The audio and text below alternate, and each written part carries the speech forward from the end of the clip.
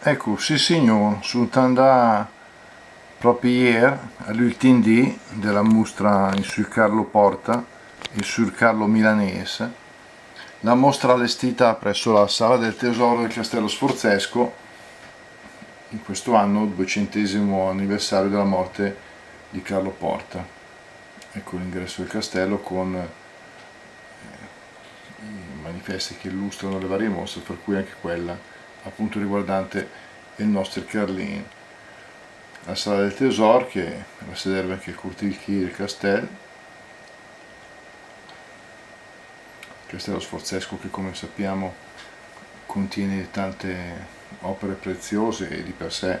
in sé è un monumento da visitare molto importante, ecco in particolare delle colonne.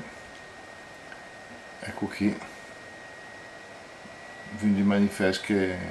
mi faceva entrare andare dentro della mostra organizzata dal comitato proprio per i 200 anni, con il comune, la regione, la biblioteca Trevuziana, insomma un po' di gente, con il professor Novelli che la fa da coordinatore e curatore della mostra, e dentro che sta diversi robe esposte, opere, stampe, disegni, reperti, oggetti e schede che illustravano la storia di Carlo Porta e anche i suoi personaggi, i fra Diodat, fra Genever, fra Conduit, i vari frati che fanno parte dei personaggi di Carlo, delle sue poesie, i Damaz, particolarmente la marchesa Paola Cangiasa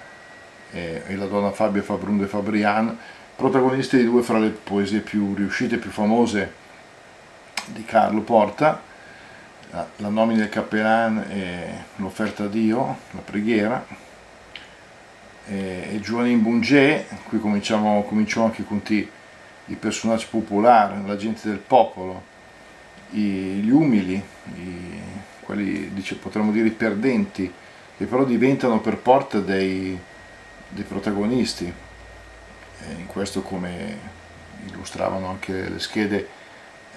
si avvicina al Manzoni, anche se chiaramente con modalità espressive diverse, però nel porre al centro della storia non i grandi personaggi appunto celebrati, ma le persone del popolo, le persone normali. Giovanni Bunge, la ninnetta del Versé,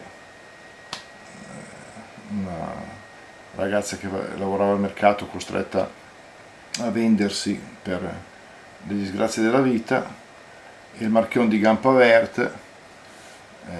un uomo trattato male dalla donna di cui era innamorato. Ecco, tutte queste persone, in cui ecco, per esempio c'è questo bel tratto di Segantini che provò a fare una bozza per illustrare la ninnetta.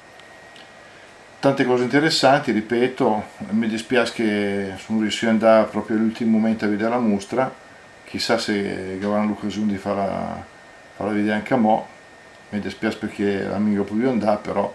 del Carlo Porta noi parleremo ancora, lo possiamo sempre studiare, conoscere. Ecco qui è una di prime edizioni di poesie del Carlo Porta, anche perché questa fa parte della collezione delle migliori opere milanesi che Francesco Cherubini produsse appunto nella prima metà del secolo. Carlo Porta in due dei suoi ritratti più conosciuti. Insomma, sti 200 anni, ingemo a regurdare, andare avanti a regurdare, l'importante è minga perdere tutto quel che il malassa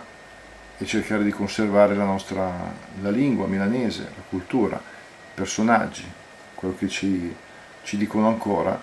anche dopo 200 anni in Visino. Ciao Carlin, ci sento.